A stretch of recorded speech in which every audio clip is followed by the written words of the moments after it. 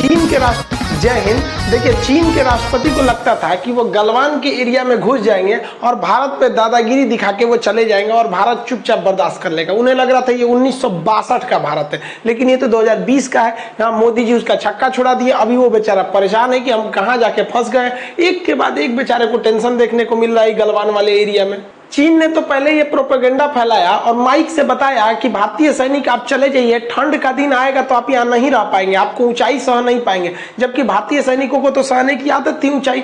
उल्टे हुआ उल्टा, और चाइना के सैनिक ठंड से मर गया था। अब तक 40-42 सैनिक चाइना का ठंडा से मर गया था, और बेचारा चाइना वाला परेशान है कि भारतीयों को क्यों नहीं कुछ हो रहा है। जबकि भारतीय सैनिकों को तो 1984 से ही अरसे एक लंबे अरसे से सियाचिन जैसे ठंडे दुर्गम में एवं ऊंचाई पर लड़ने का आदत है। भारतीय सैनिक आधा धंस के भी बर्फ में आराम से ड्यूटी करते हैं। ड्यूटी करना छोड़िए, हम लोग तो 1984 जब टेक्नोलॉजी नहीं था तब तो पाकिस्तान को हराए थे ऑपरेशन मेघदूत के द्वारा। तो भारत को एक लंबा अनुभव है, लेकिन चाइनीजों के लिए ये चीज एकदम नया है, उन्हें समझ में नहीं आ रहा है, तो उनके लिए गले की हड्डी बन गई है। चाइनीज सब का ये हाल हो गया है कि अपने साथ एगो सियार लेके घूम रहा है, सब आगे सियार को चला रहा है कि कहीं बर्फ बर्फ होगा तो सियार धंस जाएगा, हम लोग बच जाएंगे। बताइए, इतना डर गया सब। चाइनीजों में ये डर खत्म करने के लिए चाइना की सेना ने आदेश दिया है कि सुबह दोपहर शाम 3 टाइम अपना राष्ट्रीय गान गाओ, चाओ माओ जो गाता है सब, ताकि थोड़ा उत्साह बढ़े। और भारतीयों को देखो कैसे डट के खड़े हैं, आधा बर्फ में धंस के सियार लेके घूम रहा है। इन लोग को समझ में नहीं आ रहा, इनका प्रोपेगेंडा अब चलेगा भारत के ऊपर। देखिए, जो पैंगसो लेक है उसमें अगर ये रेड वाला एरिया देखेंगे तो ये चाइना का एरिया है। ये फिंगर 4 है जो उस साइड में चाइना यहाँ पे कब्जा करके बैठा है, और ये रेड वाला एरिया यहाँ टैंक लगाया है। भारत ने होशियारी किया कि ब्लैक टॉप पर्वत, जिसके हम पहले ही वीडियो बना दिए हैं, ये ग्रीन वाले एरिया पे भारत ने अपने लगा दिए हैं टैंक्स वगैरह सब कुछ। अब ये बहुत ज्यादा हाइट पर है, हाइट से हम लोग यहाँ आराम से इसको भी देख सकते हैं। तो यहाँ पे आराम से देख सकते हैं। और भारत ने अपने टैंक्स को पीछे लगा के रखा है, जिससे कोई प्रॉब्लम नहीं हो रहा है। अब वहां से चाइनीज हमको बैनर पे लिख के दिखा रहा है सब कि तुम किस एरिया में हो, चाइना के एरिया में हो। तो पहले भारतीयों को दिखाते थे, अब भारत वाले दिखा रहे हैं सब कि भाई तुम चाइना के एरिया में नहीं, तुम इंडिया के एरिया में हो। तो ये फर्स्ट टाइम ऐसा हुआ है कि भारत वाला बैनर दिखा रहा है। यहाँ भारत वाले एक गलती कर रहा है सब। भारतीय सेना को दिखाना चाहिए ना कि आप तिब्बत देश में हो, तो इससे एक और दिक्कत हो जाता है भाई, उनको दिमाग खराब हो जाता है वहां पर कि भाई ये सभी तिब्बत का मामला कहां से उठा रहा है, क्योंकि धीरे धीरे तो तिब्बत के, लेकिन भारत ऐसा क्यों नहीं कर रहा है, क्योंकि एक्चुअली वो तो भारत का एरिया है, तिब्बत का तो है नहीं। तो भारत ने तो वहां तिब्बती फौज को भी लगा दिया था वहां पर। अब ये जो झील है, चाइना ने इस झील में टैंक्स लगाने चालू किए। तो ऐसे टैंक होते हैं, एम्फीबियन टैंक कहा जाता है, ये पानी में भी चल जाते हैं, जमीन पे भी चल जाते हैं। तो भारत ने भी यहाँ पे एम्फीबियन टैंक उतार दिया। इससे खतरनाक चाइना का बुखार उतारने के लिए भारत ने मार्कोव्स कमांडो को लगा दिया। अरे भाई साहब, ये कमांडो इतने खतरनाक होते हैं कि अपने साथ ये ऑक्सीजन सिलेंडर वगैरह सब रखे रहता है सर। ये पानी के अंदर चला जाता है सब। भारत के पास कई तरह के कमांडो है, जैसे आर्मी के पास NSG कमांडो है सब, और पारा कमांडो है सब। एयरफोर्स के पास गरुड़ कमांडो है सब, और नेवी के पास मार्कोव्स कमांडो है सब। ये पानी में, ठंड में, जंगल में, गुरिल्ला लड़ाई में पूरे मजे खिलाड़ी होते हैं सब। पानी में से कब निकलता है सब पता नहीं चलता है। अब चाइनीज सैनिकों को यहाँ ड्यूटी करने में डर लग रहा है कि पानी तो शांत है, और कब इस शांत पानी में से भूत निकलेगा सब, कोई ठीक नहीं है, भूत बना के चला जाएगा सब। ये मार्कोव्स वालों को अब चाइनीज परेशान है सब, वहां से अब भागने की कोशिश कर रहे थे। भारत के लिए ना तोरा बढ़िया से भी समझाएंगे, तो हमारा बार बार 1962 समझ के बैठल है।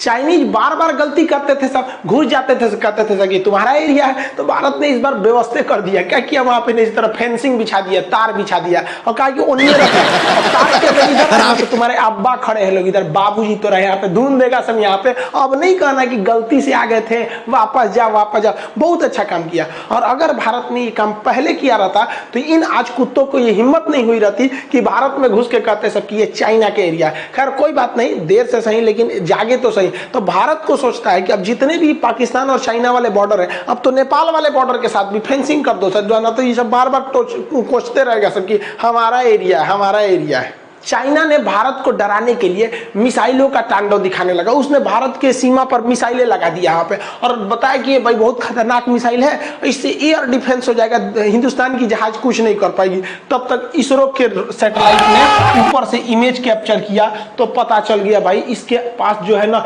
ये इसके पास रिमोट सेंसिंग सैटेलाइट है, ये इंफ्रारेड अपर्चर पे काम करता है। इसने पकड़ लिया कि भाई इसके अंदर तो खोखला है, तब पता चला रे भाई साहब ये डरवाने के लिए नकली मिसाइल लगाया था। अब तो चीन का छीछा लेदर हो गया, अरे भाई साहब तू नकली मिसाइल लगाया, अब तू असली भी लगाएगा तो कोई नहीं डरने वाला है। चीन अपनी सेना को गरिया रहा है, रे चोटा कहीं का, नकलिका के बीच में कुछ कुछ असलियों तो रखला रहता, तू तो पूरा का पूरा नकली सजा के रख दिया। वैसे भी आपको जानते हैं चाइनीज सामान आधा तो नकली होता है, जरा पेंट पॉलिश करके ओकरे बना देना रहता है। तो इसरो को भी बेइज्जती नहीं करनी चाहिए, बेचारा पगला है, पगला दे दीजिए। चीन को लग रहा था कि ओली साहब उसका बहुत बड़ा साथ देंगे, ओलियो साहब अब क्या करेंगे भाई, नवंबर में हमारे थल सेना प्रमुख कहाँ जा रहे हैं, नेपाल में। और विडंबना देखिए, ये जो भारत को मतलब युद्ध की सपना देख रहे थे, इन्हीं के देश में हमारे थल सेना प्रमुख नरवणे साहब जाएंगे और उनको यही नेपाल के लोग इज्जत के तौर पर नेपाल के सेना प्रमुख की उपाधि देंगे कि आप नेपाल के भी सेना प्रमुख हैं और भारत के भी सेना प्रमुख हैं। ये परंपरा भारत और नेपाल में बहुत पहले से आ रही है। ये दादाजी जो हैं वो बिगाड़ने की कोशिश कर रहे हैं, कृपया करके हम लोग को मत लड़वाइए आप अपनी चक्कर में यहाँ पर। और हम लोग भी नेपाल के जो सेना प्रमुख होते हैं थापा साहब, इन लोग को हम लोग भी ऑनररी इज्जत के रूप में देते हैं कि आप भी भारत के सेना प्रमुख हैं। यानी इतना अच्छा संबंध को ये भाई साहब बिगाड़ने पर लगा हुआ। इतिहास में इसको पढ़ाया जाएगा कि एक ऐसा भी प्रधानमंत्री था। हमारे यहाँ एक तो ऐसे को मामा थे, नाम था उनका कंस मामा, आपको तो पता होगा।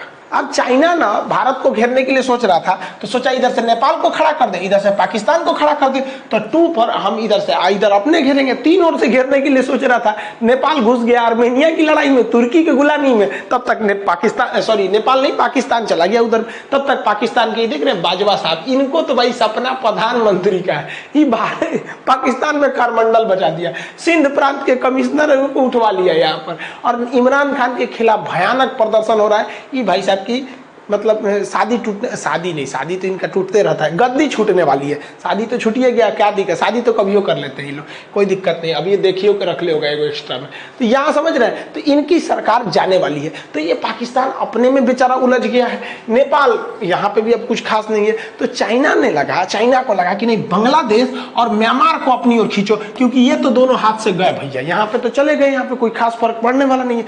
तो बांग्लादेश और किसको खींचने के लिए ये लोगों ने फिराक में लग गए, म्यांमार को।